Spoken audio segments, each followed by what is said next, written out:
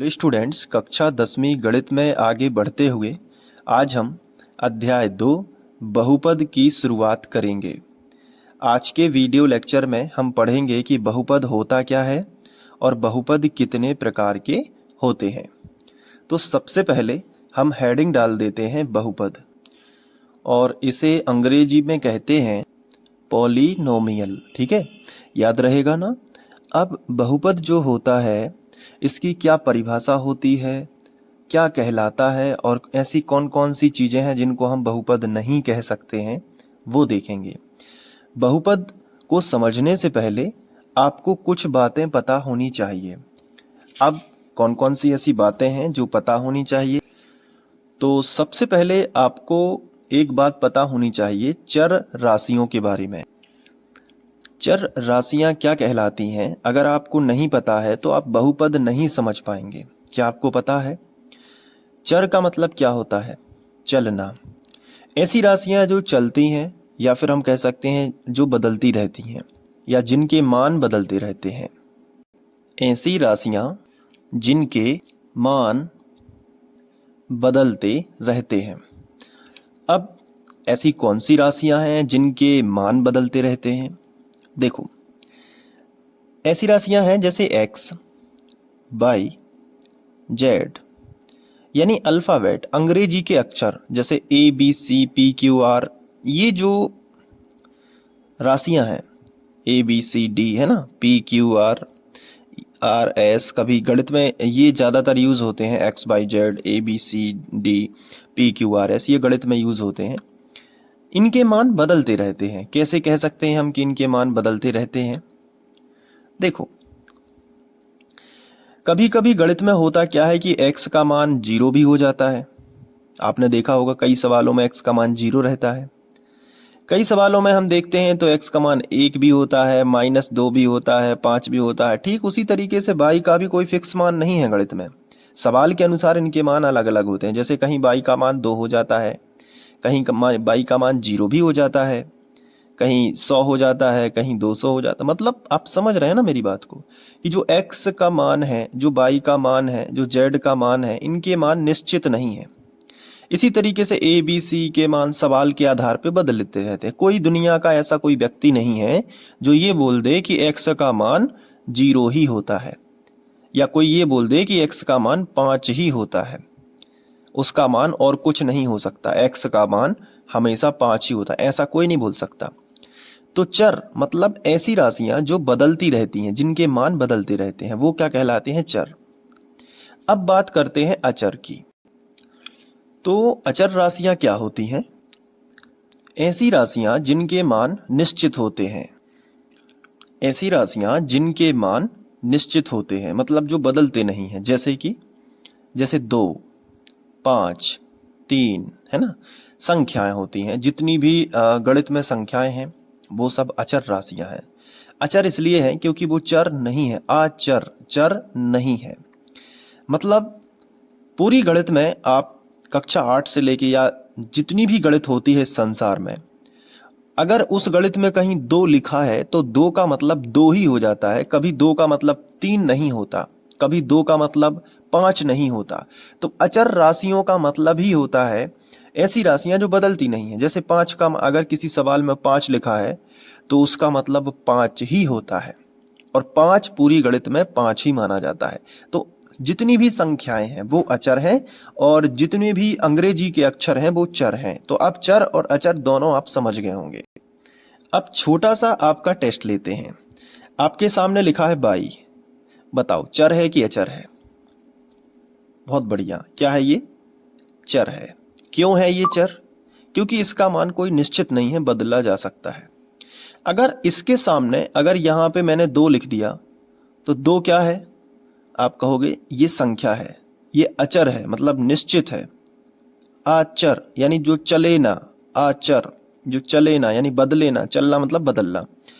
तो एक तरफ चर है और एक तरफ अचर है। तो चर और अचर दोनों से मिला के जो व्यंजक बनता है, इसे ही हम क्या कहते हैं?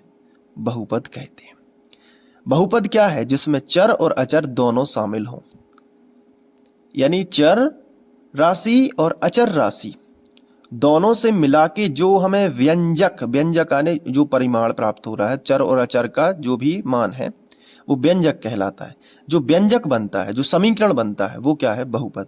तो मैं आपको समीकरण से अटैच नहीं करवाऊंगा, सिर्फ व्यंजक शब्द ही बोलूंगा कि चर और अचर को मिला के जो व्यंजक बनता है उसे बहुपद कहते हैं। तो मैं यहाँ पे डेफिनेशन लिख देता हूं बहुपद की।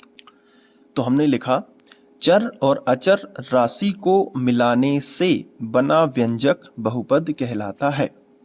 अब बहुपद के उदाहरण कौन कौन से होते हैं? तो बिना सोचे समझे आप सिर्फ एक चर राशि सोचिएगा, एक अचर राशि।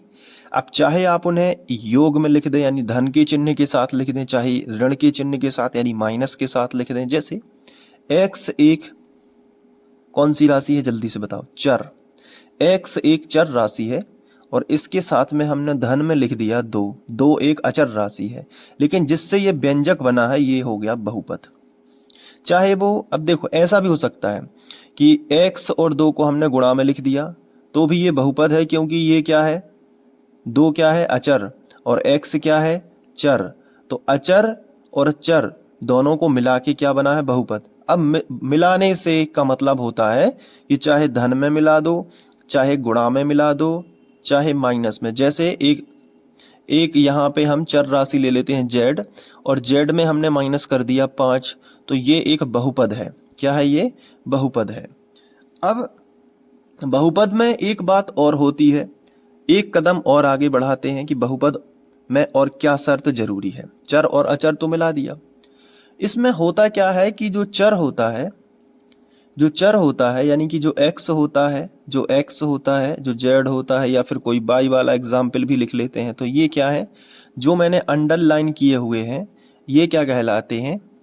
ये क्या कहलाते हैं? चर।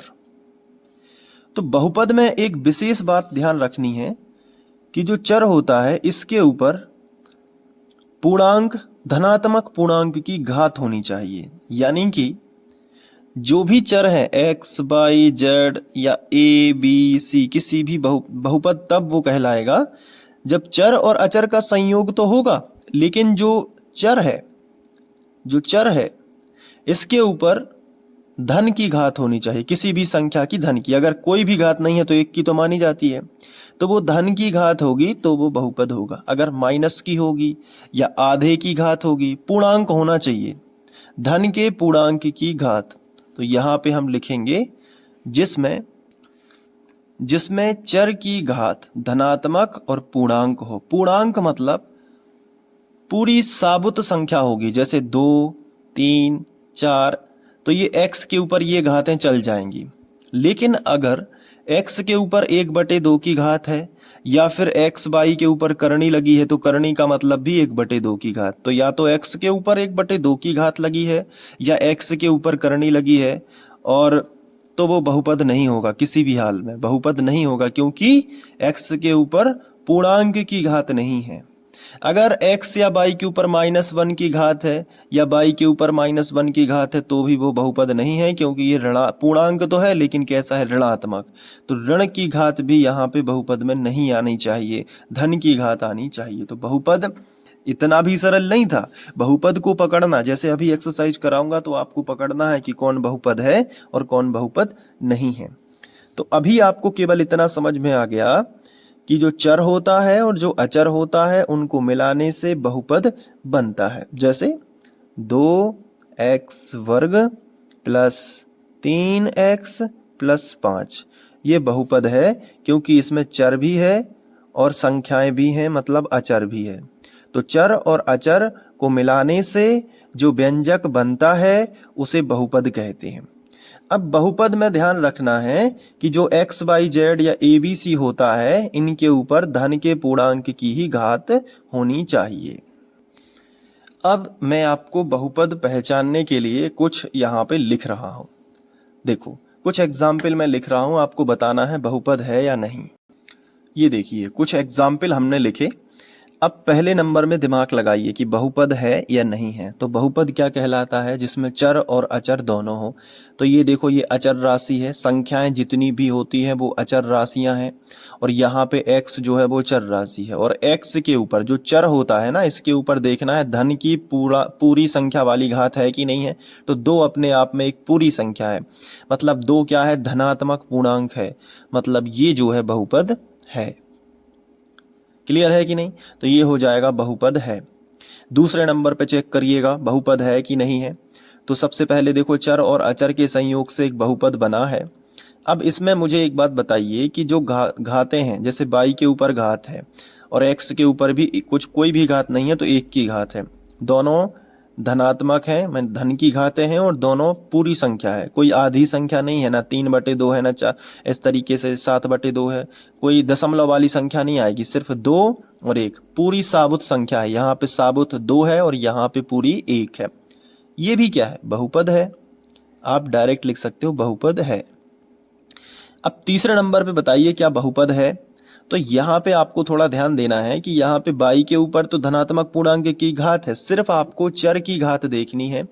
चर की घात यानी एक्स वाई अंग्रेजी के अक्षर के ऊपर घात देखनी है, संख्याओं को नहीं देखना है। केवल अंग्रेजी के अक्षर जो होते हैं ना, जिन्हें हम क्या कहते हैं, जिन्हें हम चर कहते हैं, उनकी घातों को देखना है। यहाँ देखो एक्स के ऊपर अंडर रूट की घात लगी है, ये कभी बर्दाश्त नहीं होता, यानी कि बहुपद में अंडर रूट घात लगी है तो वो बहुपद नहीं होगा। पहली बात तो क्यों? क्योंकि x के करने का मतलब क्या होता है कि x के ऊपर लगी है 1/2 की घात, तो ये पूर्णांक थोड़ी है, ये तो आधा अंक है। पूरा अंक कहलाता है पूर्णांक, यानी कि जैसे 1 2 3 अपने आप में पूरे अंक हैं, 1/2 यानी आधा कहलाता है। तो ये बहुपद नहीं है, आपको इतना ध्यान रखना, ये बहुपद नहीं है। इसके बाद देखिए चौथा 6 + 2/22 है। तो इसको बड़े ध्यान से समझिएगा कि 6 + 2/22 है, तो क्या ये बहुपद है? तो आप यहाँ पे गलती मत करिएगा। पहली बात तो बहुपद एक सीधी लाइन में होना चाहिए, बटे वाला है तो इसको वापस करो, तो आप इसको ऐसे कर सकते हो 6 + 2 और 22 को ऊपर ले जाओगे तो 1 की घात है, ऊपर जाएगा तो -1 की घात हो जाएगी कि नहीं? तो यहाँ पे क्या होगा, 22 के ऊपर -1 की घात आ जाएगी, और -1 की जो घात होती है ना, वो ऋणात्मक पूर्णांक होगी, लेकिन हमें तो चाहिए धनात्मक पूर्णांक, तो ये भी बहुपद नहीं है। इसके बाद यहाँ पे आ जाइए, यहाँ पे ऋण की घात लगी ही है, देख ही पा रहे हैं, तो ये भी बहुपद नहीं है। यहाँ पे देखिए, इसमें बताइए बहुपद है कि नहीं। ज़्यादातर बच्चे लिख देंगे कि बहुपद है, क्योंकि वो करेंगे क्या कि यहाँ x के ऊपर 2 की घात लगी है तो ये पूर्णांक है, फिर अंग्रेजी के अक्षर बस देखने के लिए मैंने कहा है ना, इसलिए आप अंग्रेजी के अक्षर देखोगे, ये बहुपद है। लेकिन बराबर में क्या लगा है? 0। तो बहुपद में कभी भी बराबर का चिन्ह नहीं होता है, लेकिन यहाँ पे तो लगा है, इसलिए ये बहुपद नहीं है। ये समीकरण हो गया। क्या हो गया? समीकरण। तो एक बात और समझ में आ गई कि बहुपद और समीकरण में अंतर क्या होता है। बहुपद में बराबर का चिन्ह नहीं होता, अगर किसी बहुपद में बराबर का चिन्ह लगा दो तो वो समीकरण कहलाता है। जैसे ये बहुपद था, यहाँ से लेके यहाँ तक ये बहुपद है, लेकिन हमने बराबर का चिन्ह यूज कर लिया तो वो बहुपद ना बन के क्या बन गया? समीकरण बन गया। ये ध्यान रखना, ये नॉलेज, कि अगर कोई चीज बहुपद है लेकिन उसमें अगर बराबर का चिन्ह लग गया तो वो बहुपद नहीं कहलाता, वो क्या कहलाता है? समीकरण कहलाता है। क्लियर हो गया ना? तो अभी हमें समझ में आ गया कि बहुपद कहलाता क्या है और बहुपद को हम पहचान कैसे सकते हैं। बहुपद क्या कहलाता है कि चर और अचर राशि को मिलाने से बना व्यंजक बहुपद कहलाता है। जैसे आपके सामने मैंने इतने सारे एग्जाम्पल लिखे, जिसमें अंग्रेजी के अक्षर और संख्याओं का जो मिलन होता है, जो मिश्रण होता है, अंग्रेजी के अक्षर और संख्याओं का जो मिश्रण होता है, उसे हम बहुपद कहते हैं। अंग्रेजी के अक्षर को हम क्या कहते हैं? चर, और संख्याओं को क्या कहते हैं? हम अचर। तो चर राशियां और अचर राशियां क्या हैं, उनके भी आप स्क्रीनशॉट ले लेना। ये चर राशियों का स्क्रीनशॉट ले लो, इसके बाद ये अचर राशियां हैं, इनका भी आप स्क्रीनशॉट ले लेना। तो इनकी परिभाषा भी अगर कोई पूछ लेता है आपसे तो वो भी आप पे बनने लगेंगी। तो चर और अचर राशियां क्या होती हैं उनको आपने अच्छे से देखा। फिर चर और अचर को मिलाने से जो मिश्रण बनता है उसे बहुपद कहते हैं, और अगर बहुपद में बराबर का चिन्ह हो तो उसे समीकरण कहते हैं। तो बहुपद और समीकरण में भी अंतर आपको समझ में आ गया।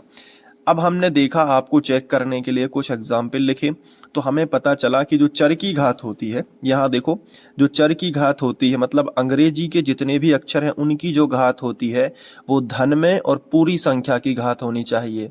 धन में होनी चाहिए, पहली बात तो धनात्मक होनी चाहिए, और पूरा अंक होना चाहिए। कोई आधा अंक नहीं चलेगा, कोई दशमलव वाली संख्या की घात नहीं चलेगी। तो वैसे भी माइनस वाली घात भी नहीं चलेगी बहुपद में। अगर बाई एक्स नीचे है तो उसको पहले सीधी लाइन में लिखेंगे, सीधी लाइन में ही हम बहुपद पहचान सकते हैं। तो सीधी लाइन में ये बटे वाला जो बाई था वो ऊपर चला गया तो माइनस का ही आएगा। तो भले ही वो नीचे लिखा है लेकिन वो है माइनस का, क्योंकि बटे में है इसलिए माइनस का है, तो वो बहुपद नहीं था। तो ये हमने देखा कि बहुपद क्या होता है। अब हम देखने वाले हैं बहुपद के प्रकार। तो बहुपद के प्रकार समझने के लिए हम यहाँ पे ही देख लेते हैं, बहुत ही सरल होते हैं। सबसे पहले बहुपद जो होता है, हम यहाँ पे हेडिंग डाल देते हैं बहुपद दोबारा से। अब बहुपद के जो प्रकार हैं दो प्रकार से बता सकते हैं, यानी कि दो चीज़ों के आधार पे। तो हम इस तरीके से डायग्राम बना लेते हैं। अब जो पहला हम बताएंगे वो होगा पदों के आधार पर, और जो दूसरा बताएंगे वो बताएंगे घातों के आधार पे। देखो, बहुपद के प्रकार पदों के आधार पे भी होते हैं और बहुपद के प्रकार घातों के आधार पे भी होते हैं। देखो कैसे, जैसे आपके सामने यहाँ पे लिखा 2x, तो ये भी एक प्रकार का बहुपद है क्योंकि इसमें चर और अचर का मेल हुआ है, एक व्यंजक बना है।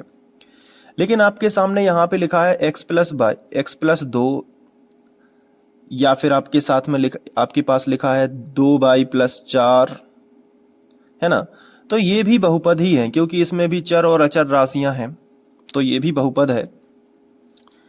लेकिन आपके सामने इस तरीके से लिखा है जैसे 3y² प्लस 2y+4, ये भी एक बहुपद है, लेकिन ये अलग अलग हैं। देखो इसमें केवल एक, देखो सबसे पहले तो मैं आपको बता दूं कि जो धन और ऋण के चिन्ह होते हैं वो अलग अलग पदों में डिवाइड करते हैं। जैसे इसमें देखो, आप बहुत ध्यान से समझो कि इसमें एक ही पद है, लेकिन ये धन का चिन्ह लग गया ना, तो एक पद ये हो गया और एक पद ये हो गया, तो इसमें दो पद हैं।